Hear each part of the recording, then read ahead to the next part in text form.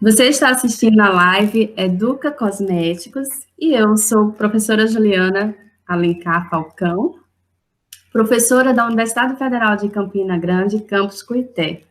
Hoje nós vamos falar sobre a proposta do óleo transesterificado residual no projeto CEL. O projeto CEL, ele tem por objetivo a união entre consumidores, empresas e universidades.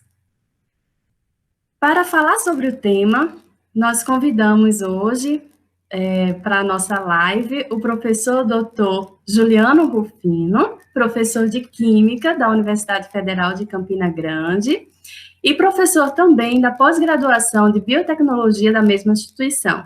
Convidamos também Rafaela Alves, farmacêutica e nossa ex-aluna do curso de farmácia da UFCG. Sejam bem-vindos. Tudo bem com vocês? Tudo, professora. É um prazer participar dessa live, falar um pouquinho da importância e dos impactos, né, tanto econômico como ambiental, da transesterificação do óleo residual. Boa tarde, professora. Boa tarde, professor. Desde já agradeço o convite, né, de estar participando desse momento e dando também a minha contribuição. Ok. Então, vou começar com o professor Juliano. Tudo bem, Rafa? Tudo bem, professora. Professor Juliano, você poderia falar um pouquinho da vantagem da transesterificação de óleo de fritura para a sustentabilidade? Essa é uma excelente pergunta, né? Porque eu vou dividir ela em duas partes.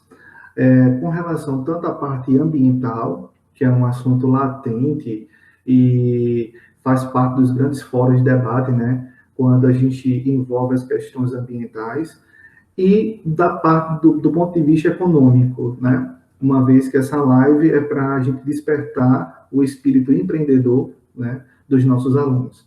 Então, com relação à parte ambiental, eu queria destacar que muita gente desconhece o poder de contaminação do óleo residual. O que seria o óleo residual? É aquele óleo que você usa para fazer uma fritura de determinado alimento. Então, uma vez que ele é utilizado, ele vai sofrer vários processos de oxidação, e aí esse óleo a gente vai descartá-lo. Então, esse óleo que a gente vai descartar, então a gente chama de óleo residual. Então, por isso o nome óleo residual. E aí, esse óleo ele tem um poder contaminante extremamente elevado. Para vocês terem ideia, né, vários artigos já bem estabelecidos na literatura relata que para 1 litro de óleo, né, se a gente fosse pegar esse óleo residual e fosse despejar em água, ele tem um poder de contaminar mais de 20 mil litros de água. Então, vamos dimensionar agora para a nossa realidade. Isso quer dizer o seguinte, ó, se a gente fosse pegar esse 1 litro, dividir por 1 ml, e lembrando que cada gota tem aproximadamente 0,05 ml, ou seja, uma gotinha só é capaz de contaminar 1 litro d'água, no mínimo. Então, o poder de contaminação é extremamente elevado. E aí você diz, mas essa água, sim, joga no mar, é um rejeito, né? Mas aí a gente tem que ver que esse óleo, dependendo de como ele é descartado, ele vai também parar nas águas que são utilizadas, captadas, né, para a distribuição para a população, né, através dos vários órgãos, né, de gerenciamento de águas, por exemplo. Se a gente pensa em Pernambuco, a gente tem a Compesa, né, que é a Agência de Fornecimento de Água. Se a gente pensa aqui no nosso estado da Paraíba, a gente tem a CAGEPA, e aí cada estado tem o seu órgão, né, responsável por esse transporte. E aí, essa água agora contendo esse óleo, o processo vai ficar muito mais oneroso. Então, a gente vê que o impacto ambiental existe, e agora a gente está indo para o ponto do impacto econômico. Então, se a empresa ia gastar R$10 para o tratamento de 10 mil litros de água, agora ela vai gastar no mínimo 20, porque esse resíduo agora é muito mais difícil de ser tratado. Essa água contendo esse resíduo é muito mais difícil. Agora vamos para o ponto de vista econômico, né? Então, se a gente criar uma cultura de conscientização, vários estudos que foram lançados em 2019 né? Eu não vou citar os 2020, porque da pandemia houve muito erro, mas em 2019, vários estudos indicaram que cada vez que a empresa reutiliza esse óleo residual, né, ela economiza R$ 1 no seu processo. Então, é como se as empresas, eu não sei, não entendo ainda, não conseguiram entender o mercado em ascensão desse óleo residual. Então, se ela fosse promover a coleta seletiva, cada litro de óleo que ela conseguisse recuperar, ela ia ganhar R$ 1 no seu processo. Então, isso do ponto de vista econômico, na minha visão, é uma cifra grandiosa, né? Por quê? Porque se você observar o Brasil, só o Brasil, ele gera um rejeito de óleo residual, e aí quando eu falo óleo residual, pode ser óleo de frituras ou de gorduras, né? Em torno da ordem de 1,2 milhões de toneladas. Então, fazendo uma estimativa perfeita, se todo esse óleo aí fosse utilizado para a produção de biocombustível, né, de biodiesel, por exemplo, a gente ia conseguir suprir 5% de toda a demanda de biodiesel contido no diesel.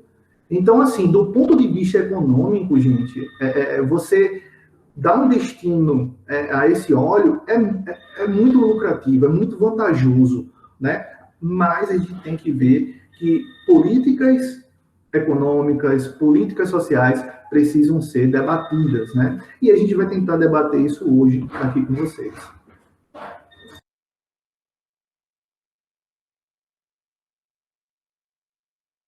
O microfone, Juliana.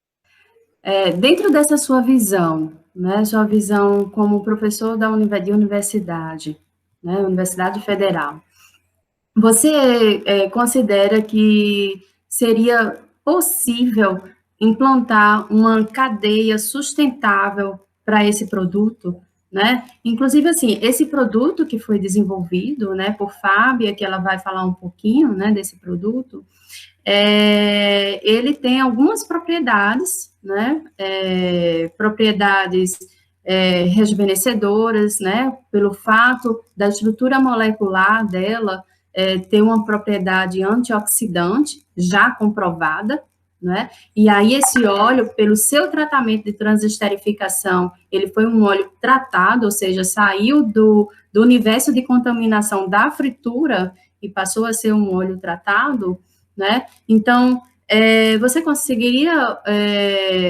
visualizar que é possível, sim, produzir uma cadeia sustentável? Eu sei que a gente está fazendo somente uma proposta, né, que é do óleo transesterificado, mas aí a gente ainda precisaria visualizar quem vai coletar esse óleo de fritura, né, a indústria química que teria interesse de fazer a síntese desse óleo de fritura. Então, dentro dessa indústria química, ele venderia, por exemplo, já que tem uma propriedade antioxidante, ele venderia para uma indústria de cosmético, por exemplo, essa indústria de cosmético iria desenvolver a formulação que teria a maior eficácia de absorção, né, com a escolha dos demais recipientes para melhorar a absorção dessa estrutura molecular e ter eficácia na derme, por exemplo. Enfim, fazer toda essa cadeia sustentável. Você acredita que é possível, sim, produzir essa cadeia sustentável a partir de um projeto que entregou um produto? Isso totalmente possível, porque quando a gente vai pensar, né, vai dimensionar um projeto, ou um projeto que envolva não só a parte ambiental, mas envolva a parte econômica, a gente tem que ver a questão da demanda, né? E a demanda de óleo é gigantesca, não só no Brasil, no mundo todo, né? Então, é uma cadeia que a tendência do consumo é só crescer. Então, a gente já teria a matéria-prima em bastante disponibilidade. Primeiro ponto seria esse. Outra, é uma matéria que, depois de um simples tratamento de filtração, alguns processos químicos simples, ele já estaria pronto para ser reutilizado, certo? E aí vem um ponto fundamental que a indústria, um ponto do que você mencionou, que é fundamental que a indústria quer, que é, depois que esse óleo de fritura, esse óleo residual, né, ele é descartado, a gente descarta ele justamente porque ele perde essas propriedades, principalmente antioxidantes, né, que ele possuía antes de ser aquecido. Além disso, a gente tem um problema da isomerização, né? Então, uma das coisas que a gente sempre olha, mas a gente esquece, por exemplo, eu vou no supermercado, vou consumir um produto, eu olho se tem gordura trans ou não. O que seria gordura trans? Seria nada mais do que a isomerização da gordura cis, né, em uma gordura trans, ou seja, a dupla ligação que está disposta de maneira cis, ela muda para a trans, e quando ela muda essa conformação, né, essa substância fica difícil de ser metabolizada, porque ela passa a ser mais estável, suas forças intermoleculares aumentam muito. E aí, esse processo agora que você levanta é fantástico, porque aí você vai dar um novo destino. Então, essa matéria-prima que você está usando, que a princípio teria um poder antioxidante baixíssimo, ela vai ser modificada, né, através de uma reação de transesterificação, que foi o projeto da Fábia, né? Então, essa reação de transesterificação, a incorporação agora de um antioxidante consagrado, né? E aí ela vai falar um pouquinho mais de qual seria esse agente antioxidante. Então, você agora aumenta de novo o valor agregado desse material. Além disso, né, a gente sabe que todo produto que ele é transformado, seja ele de forma biológica ou de forma sintética, ele, por natureza, já tem um alto valor agregado. Então, você pegaria algo que, teoricamente, não teria mais utilidade, né, mas que tem um potencial de toxicidade elevadíssimo, e você faz uma transformação na cadeia.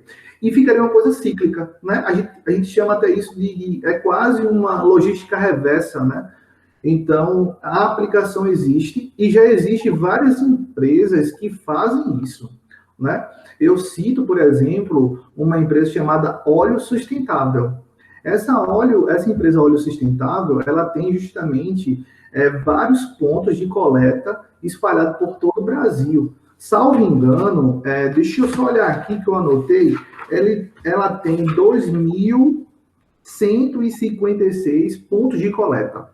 Infelizmente, no estado da Paraíba não se tem ponto de coleta, mas eu vi que em Pernambuco tem logo 3. Um na cidade de Recife, um na cidade de Olinda e um em Paulista, salvo engano. Então, ou seja, é um mercado que agora as empresas estão começando a ver, e ver com bons olhos, porque tem retorno.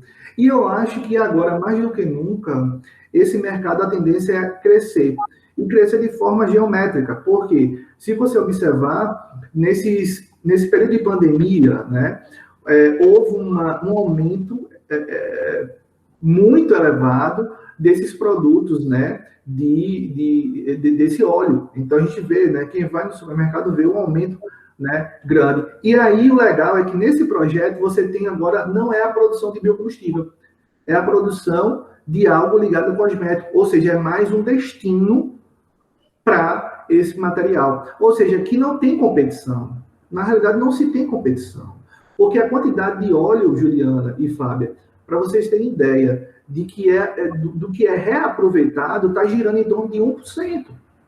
Então, é muito desperdício ainda, é muito descarte inadequado ainda.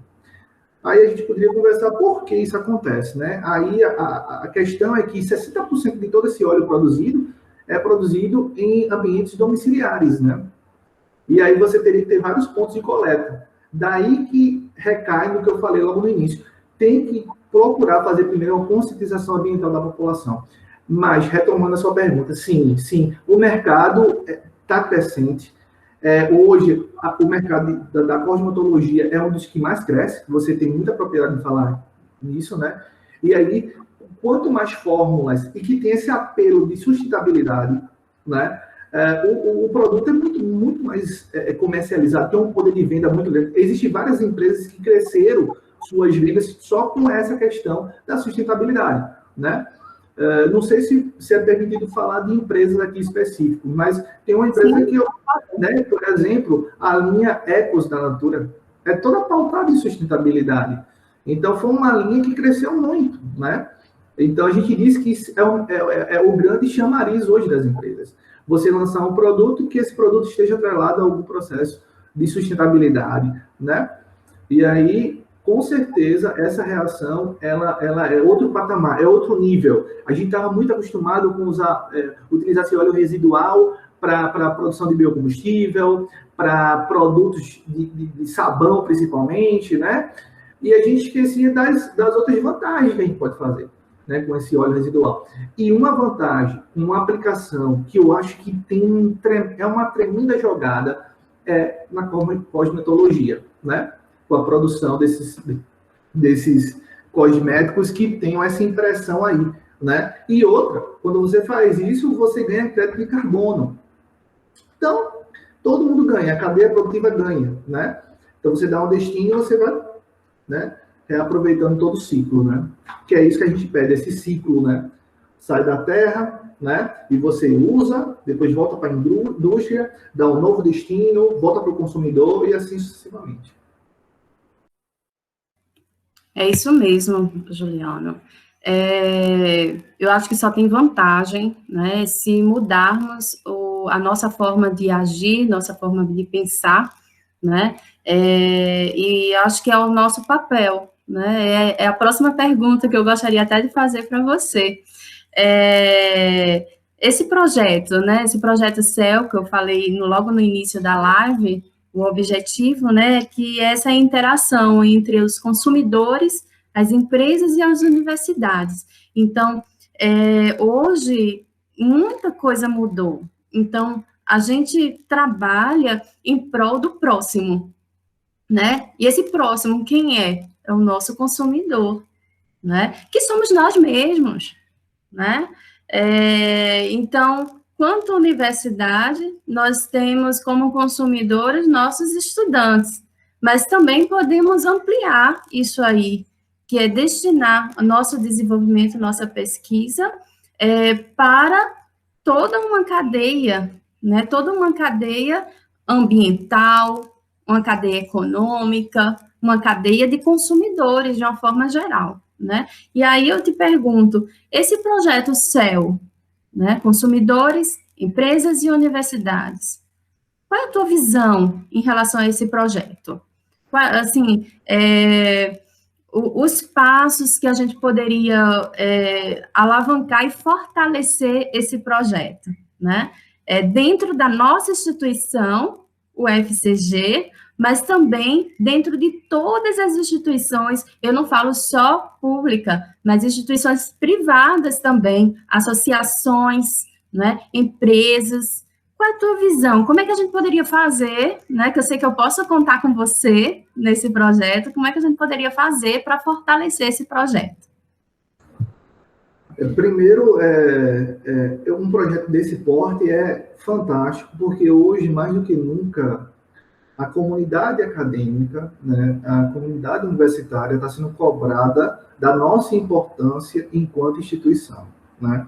Cada professor, cada estudante, cada servidor, vamos colocar assim, né, que aí inclui professores e técnicos administrativos que compõem a universidade, eles estão sendo cada vez mais arguídos a respeito da importância da nossa presença, né, na sociedade. Então, esse projeto só vem para fortalecer algo que a gente faz e que muitas vezes a gente não divulga, né? Então, ações como a sua, Juliana, é muito importante porque faz com que a gente divulgue, né, projetos que já aconteceram, que estão em andamento, que vão ser lançados, tá? Então, esse projeto é um projeto que integra muito bem. Por quê? Porque a gente parte de um problema social, certo? Que é latente e crescente, né? E a gente agora vai tentar resolver. Então, a sociedade, ela começa a olhar de maneira diferente a universidade quando a gente começa a propor soluções para os desafios que ela lança. Então, um projeto como esse é um projeto de transesterificação de óleo residual com aplicação na cosmetologia, é fantástico. E aí, o interessante é que a gente vai não só modificar o pensamento do professor, que às vezes é muito letrado, né, na academia, na pesquisa, esquece um pouquinho da parte do empreendedorismo, da parte de inovação, da parte de proteção intelectual, e a gente já coloca o nosso aluno nesse ambiente já, nesse universo de certa competitividade, que é natural e é benéfica, e da importância dele, e que ele é um agente principal para solucionar os desafios que existem. Então, um projeto desse tem os 3 eixos. Não tem nem como, se você nem precisa pensar muito. Eu costumo dizer assim, você nem precisa pensar muito e você já encontra propostas, ideias. E o legal de você incluir os alunos é porque os alunos vão vir com ideias, e aí é o legal, né, da startup, né? Essa ideia de você pegar os alunos, né, e dizer, olha, como a gente pode fazer, o que a gente pode inovar. E eu tenho certeza que a interação aluno, professor, sociedade, vai resultar, sabe em quê? Em inúmeras soluções, inúmeros produtos. E quanto mais produtos, mais viabilidade de ser vendido, né? De ser comprado a ideia. E outra, como a gente tem um público onde na nossa universidade, e assim como em outras universidades, você tem vários outros cursos, você pode fazer uma prática integrativa. Então, você pode integrar vários cursos. E você pode fazer um teste de mercado na própria universidade. E isso não exclui universidades privadas, pelo contrário, né, inclui também. Então, há uma interação muito forte aí, e eu acho que o projeto vem para somar, né, vem para gerar ideias, né, e a gente quer isso, né, que é a formação de profissionais, pensantes, críticos, né, literalmente participantes da sua formação.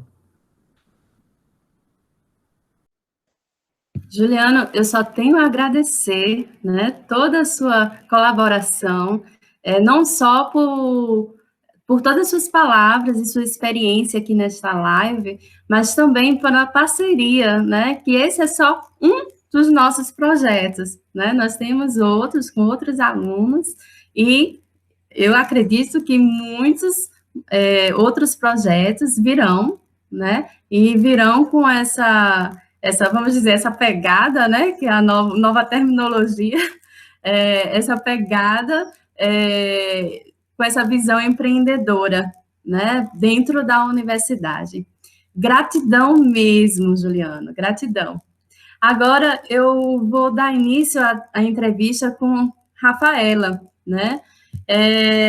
Rafaela, eu lembro que quando você me procurou para iniciar o projeto, né, nós tivemos uma primeira conversa e eu te dei esse desafio, né, o desafio da sustentabilidade.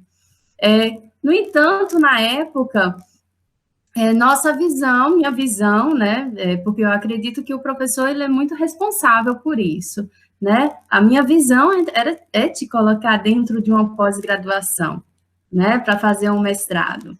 Então, para isso, dentro do nosso sistema, você precisa de publicação.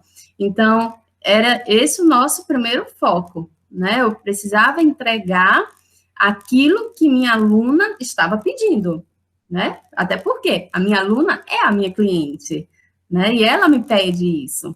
Então, a nossa primeira conversa foi essa, de sustentabilidade.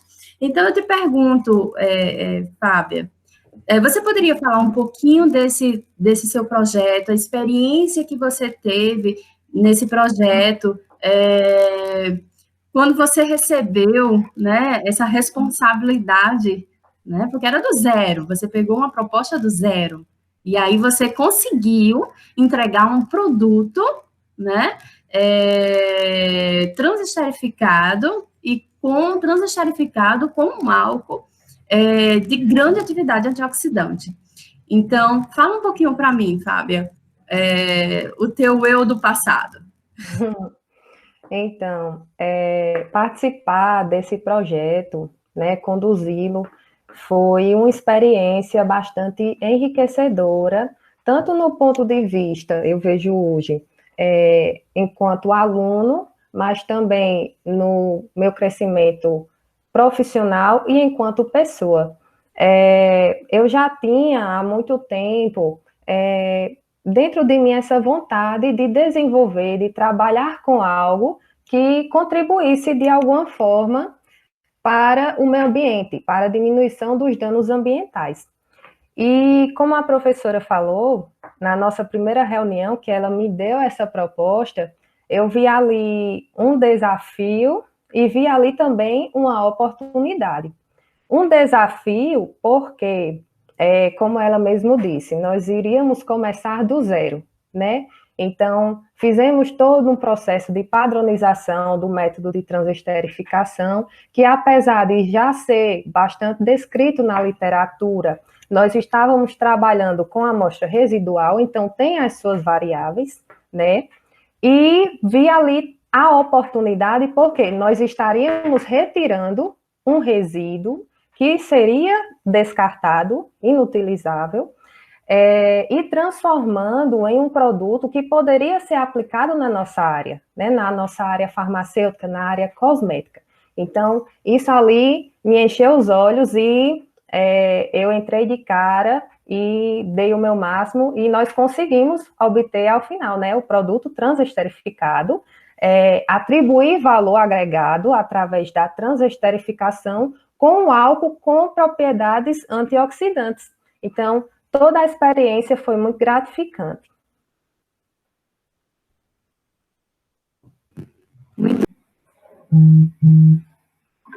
Fábia, então, qual é a dica que você dá aos estudantes que estão iniciando agora, lembrando daquele dia, né, daquele momento em que você não tinha muita experiência, que você pegou essa responsabilidade do projeto? Qual é a dica que você deixa, né, para a turminha que vai começar agora, iniciar sua pesquisa, mas ao mesmo tempo tem que ter essa visão empreendedora, já que o mercado atual, ele exige isso, né? Ele exige que o estudante de hoje saiba não só, né, ter a aptidão e a habilidade não só do curso de farmácia ou das suas respectivas graduações, mas também que tem uma visão mais ampla do que a sociedade está exigindo hoje.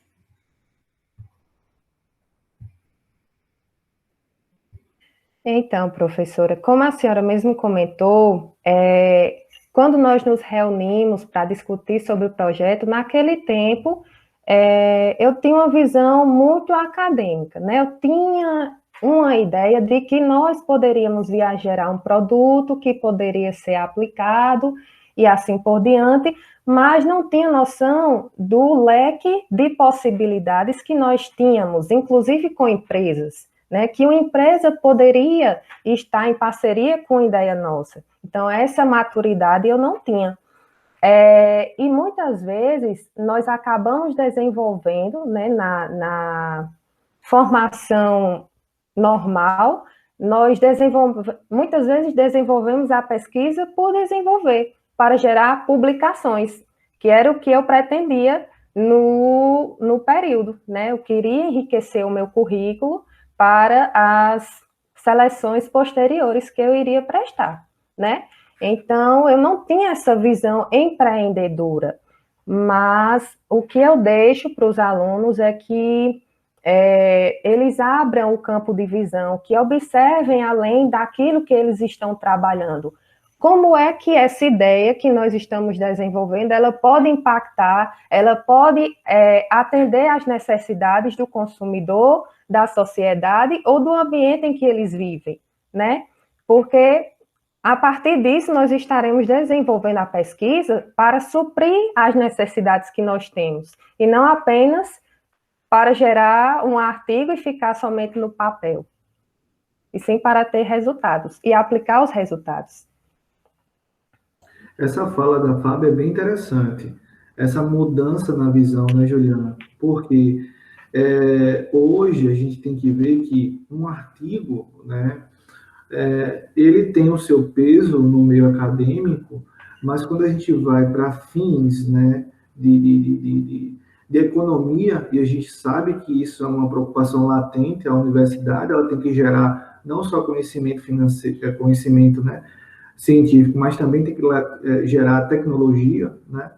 O aluno tem que entender isso. Porque se ele vai com esse pensamento, ele perde aquela ideia imediatista. Vou fazer um projeto rapidinho para ter o meu artigo, o meu congressozinho e pronto. Ou eu vou fazer um produto que eu posso patentear, que eu posso vender, né? E aí ganha a universidade, a sociedade e ganha o estudante, né? Então, mas isso requer o quê? Tempo, né? Tempo e muita dedicação.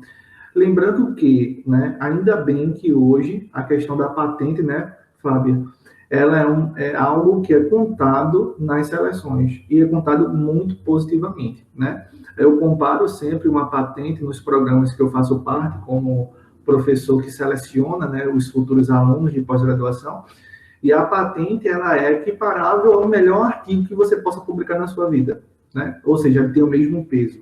Agora, qual é o contra disso, né? É que a patente leva muito mais tempo, né? Então, é um processo que demanda muito mais tempo, muito mais refino, né? Tanto na hora da escrita, como na hora de você comercializar, né? Proteger, né? Mas essa concepção é muito, muito interessante.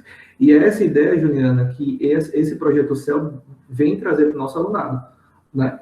Que é essa ideia do empreendedorismo. Então, a gente para um pouco de pensar naquela caixinha, né, de artigo, congresso, e agora a gente pensa em algo de processo, né, algo inovador, né? Então, ainda bem que a concepção final da Fábio foi essa, né? Então, eu fico muito feliz com essa fala dela.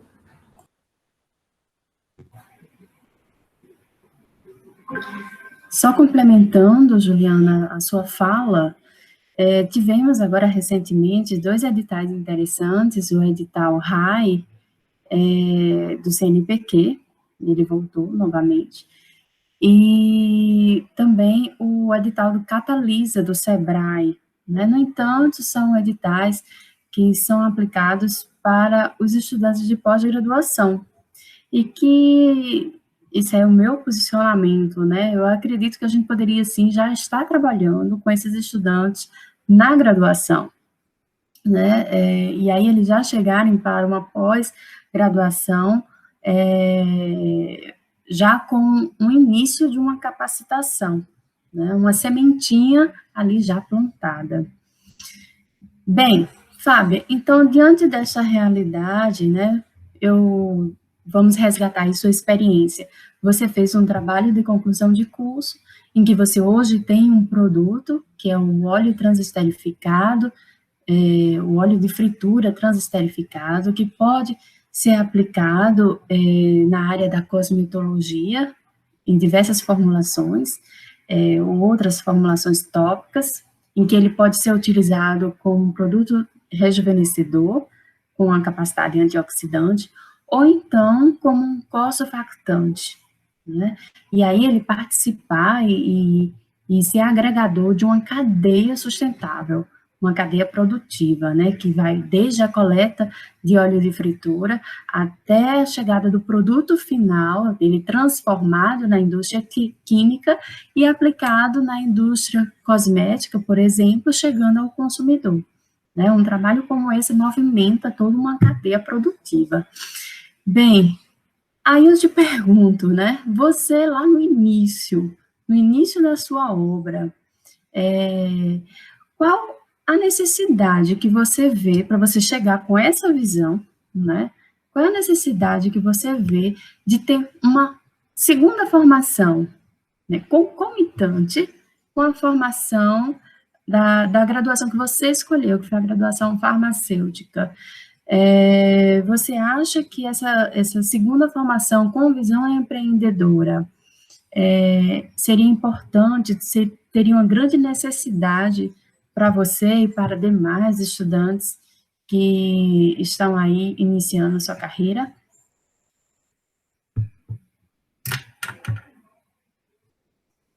Bem, professora, eu acredito que essa formação ela só viria a agregar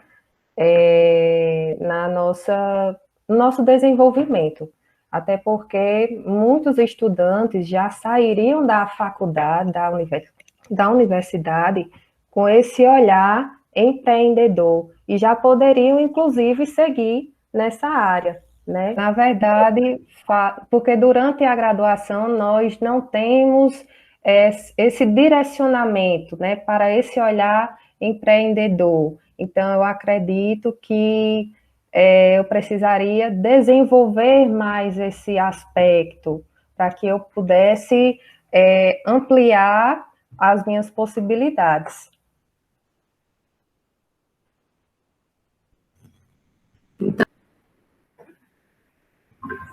É isso mesmo, temos muito trabalho pela frente, né? Quando a gente visualiza e vislumbra esse projeto CEL, que podemos capacitar já os estudantes de graduação, né?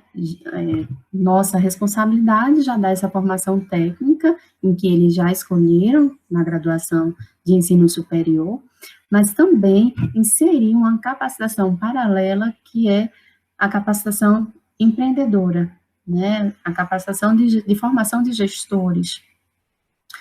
Bem, eu vejo que uma vez que a gente consegue inserir esse novo perfil de estudante, eles irão se formar, né, vão ter a formação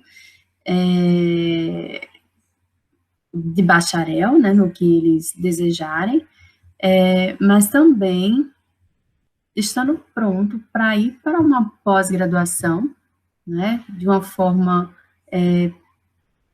profissional, né, já puxando a linha pós-graduação profissionalizante, e aí já ter uma certa visão de abertura de startups, estimularmos nossos estudantes a abrirem startup, né, e aí eles podem continuar na pós-graduação, tendo todo o apoio da instituição, né, porque um projeto como esse, a gente precisa de apoio institucional, apoio do governo federal, apoio dos conselhos, né, realmente são vários braços que precisam estar todos juntos, unidos, né, para alavancar a carreira desses futuros profissionais. E aí eu vejo que eles poderiam entrar realmente na pós-graduação com um outro formato, com um novo olhar, né, e impulsionar o nosso futuro, né, ser um futuro promissor para todos nós. O que é que você acha disso, Juliana?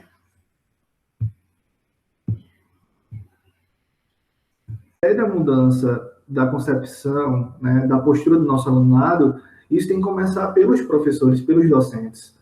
A gente tem que provocar mais nossos alunos, né? Então, enquanto, por exemplo, professor da disciplina de Química Orgânica Experimental, onde as turmas são um pouco menores, eu provoco muito, né? E tem semestre que eu sempre digo, apresente algo novo, né? O que você pode trazer de novo para inovar essa disciplina? Eu acho que a gente tem que provocar nossos alunos. Então, essa dificuldade que a Fábia sentiu e que muitos alunos sentem no início vai ser minimizada. Por quê? Porque a gente está cobrando algo que nós estamos vivendo também. Então, enquanto professores, temos que ter essa mente modificada, temos que ter essa mente de empreendedorismo, temos que ter essa mente de inovação. E aí a gente provoca os nossos alunos de maneira mais consciente. Então, acho que é um ciclo. A gente pede dos alunos, mas tem que começar por nós também, né? Será que eu estou disposto a se enveredar por esse campo? Olha, a gente sabe que tudo tem dificuldades, mas tudo tem um ganho no futuro, né? Então, eu acho que o que a Fábio quis dizer foi essa. Talvez se antes de vocês terem sentado, discutido o projeto especificamente, de você ter lançado o desafio, ela tivesse outros momentos de provocação, seria perfeito, né? Então, a gente sabe que isso é um paradigma ainda muito forte, tanto nos alunos como nos professores. Mas se a gente começar a quebrar esses paradigmas, a gente vai ter uma universidade onde quem olhe para ela veja que está se formando pessoas profissionais bons. E esses profissionais que saem, já saem prontinhos para o mercado de trabalho. Eles não precisam fazer mais uma outra capacitação. Eles podem até fazer, porque a gente tem que estar sempre constantemente estudando, mas eles estão formados, preparados, né? Então é isso que a gente deseja, né? Um farmacêutico que saia da universidade sabendo, confiante da sua função na sociedade como profissional. Então, eu acho que esse projeto CEL, ele vem para despertar também os professores, né? Balançar, sacudir os professores, para que eles saiam das suas zonas de conforto e comecem a ter uma postura diferenciada, né? Essa pandemia veio para nos dar a oportunidade de inovar. Por exemplo, quantos colegas tiveram que aprender a usar os meios tecnológicos para ministrar suas aulas, né? Quantos, apesar de terem um pouco de conhecimento, mas não se usava disso. E hoje a gente viu um estreitamento da tecnologia sendo aplicada no ensino. Então, é essa questão, né? A gente tem que estar sensível às modificações, né? Às novas necessidades e se adaptar. E não ter medo. Não ter medo de inovar. Eu acho que a grande questão é essa, não ter medo. É encarar e ver o que acontece, né?